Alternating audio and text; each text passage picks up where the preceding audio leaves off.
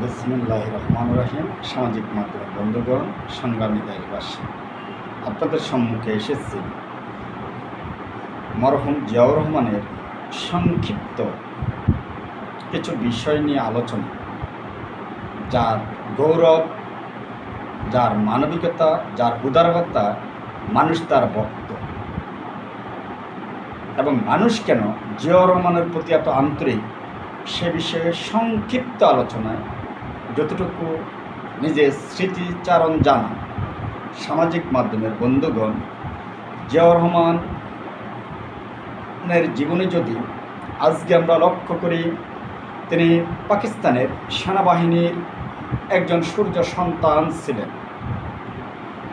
সেনাবাহিনীতে সূর্য সন্তানরাই সেনাপদ পায়, জাতির সূর্য সন্তান তারাই। সামাজিক মাধ্যমের বন্ধুগণ, তিনি ৭১-এর যুদ্ধে বীরত্বগাথা ইতিহাসে স্বাধীনতার ঘোষণা করেন, স্বাধীনতার ঘোষক।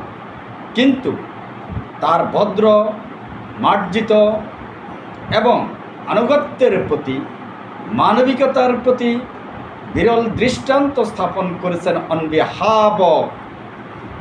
আমি আপনি যদি স্বাধীনতার ঘোষণা দিতাম, আমি আপনি আনুগত্য নিতাম না, আমরা ক্ষমতা নিতাম, কিন্তু তিনি আনুগত্য নিয়েছেন। এটাই তার মানবিকতার উদার একটি দৃষ্টান্তের প্রথম পরিচয়। দ্বিতীয় পরিচয়, বঙ্গবন্ধু তাকে সর্বোচ্চ সম্মানিত আসনে অধিষ্ঠিত করেছেন, সম্মান দিয়েছেন, মর্যাদা দিয়েছেন। তৃতীয় পরিচয়, সাবেক রাষ্ট্রপতি হুসাইন মোহাম্মদের সাথে তাকে সর্বোচ্চ সম্মান দিয়েছেন, মর্যাদা দিয়েছেন। তার দৃষ্টান্ত আপনারা জানেন, বেগম খালেদা জিয়াকে যে বাড়ি দিয়েছেন। কারণ জিয়াউর রহমানের সম্পদ কী ছিল? জিয়াউর রহমানের সম্পত্তি ছিল দেশের জনগণ। সামাজিক মাধ্যমের বন্ধুগণ, জিয়াউর রহমান ছিল একজন উদার প্রকৃতির, মিষ্টভাষী, মানবতাবাদী, মিশুক প্রকৃতির একজন উদার মানুষ। তিনি যখন লাকসাম উপজেলায় এসেছিলেন, তিনি যখন চাঁদপুর জেলা বর্তমান যে শাহরাস্তি থানায় তিনি এসেছিলেন বিজয়পুর উচ্চ বিদ্যালয়ে, তিনি সেখানে এসে তৎক্ষণাৎ ওই স্কুলের প্রধান শিক্ষককে পাছুই সালাম করেছিলেন। তিনি যেখানে যেতেন, বয়োবৃদ্ধ বয়স্কদেরকে দেখতেন, তৎক্ষণাৎ তাদেরকে সম্মান প্রদর্শন করতেন সর্বোচ্চ। তিনি লাকসাম উপজেলায় এসেছিলেন খাল খননে ৩০ শ্রমিকদের সঙ্গে খালে নেমে মাথায় মাটি নিয়েছেন। এই মাথায় মাটি নেওয়া প্রহসন নয়, এই মাথায় মাটি নেওয়া মানে তিনি তাদের সাথে কাঁধে কাঁধ মিলিয়েছেন, তাদেরকে উদ্বুদ্ধ করেছেন। তিনি যেখানে যেই কর্মে গিয়েছিলেন, খাল খনন কর্মসূচি, তিনি ছিলেন এ দেশের, এ জাতির অতন্দ্র একজন সূর্য সন্তান। মানবিকতা কোনো বিভেদ রাখেন না, কোনো ভেদাভেদ রাখেন না। তিনি সত্যিকারে একজন দেশপ্রেমিক ছিলেন। এই জিয়াউর রহমান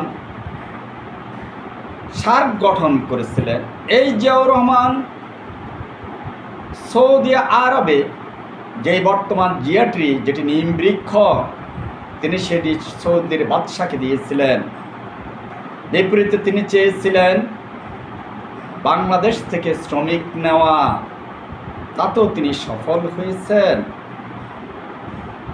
শুধু জিয়াউর রহমান একজন মিষ্টভাষী, সৎ আদর্শ শাসক নন, তিনি ছিলেন নিরঅহংকারী, মানবতাবাদী একজন ব্যক্তিও। জিয়াউর রহমান সর্বদাই ছিলেন